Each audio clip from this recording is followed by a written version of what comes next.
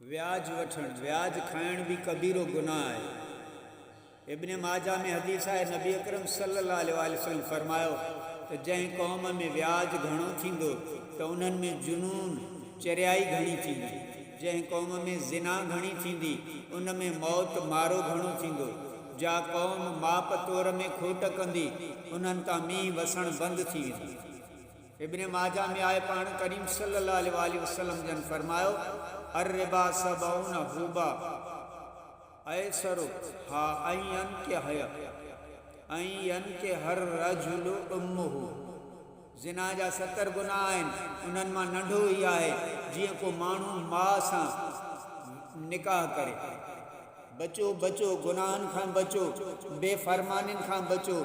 ॿेड़ी पुराणी वखर पाए न वितरो, तरे में तुन घणा पासनि में पाणी। ही हॾ विहाणी कड़ कालो के ॾींहं खे। यतीमनि जो माल खाइण भी कबीरो गुनाह आहे, छो त ज़ुल्म सां यतीमनि जो माल खाइण वारो ईअं आहे जीअं को जहन्नम जा टांडा पेट में विझे। नबी करीम सल्लल्लाहु अलैहि वसल्लम जन हदीस बयान, कूड़ी हदीस बयान करण भी कबीरो गुनाह आहे। या माण्हुनि खे कूड़ो ख्वाब ॿुधाइण त नबी करीम सल्लल्लाहु अलैहि वसल्लम हीअं हुकुम फरमायो, या फ़िलाणे बुज़ुर्ग ख्वाब में हीअं चयो, इहो भी कबीरो आहे। इस्लाम ऐं कुफ्र वारी जंग खां पुठी ॾेई भॼण भी कबीरो गुनाह आहे। कंहिंसां ज़ुल्म करणु, मिलावट करणु, वॾाई करणु, ख़ुदकशी करणु, जुआ खेॾण भी कबीरो गुनाह आहे। शतरंज, चौपड़ इहे जुआ जा क़िस्म आहिनि। पाक दामन औरतुनि ते इल्ज़ाम मढ़ण भी कबीरो गुनाह आहे, जीअं अॼुकल्ह इहो मर्ज़ आम थी वियो आहे।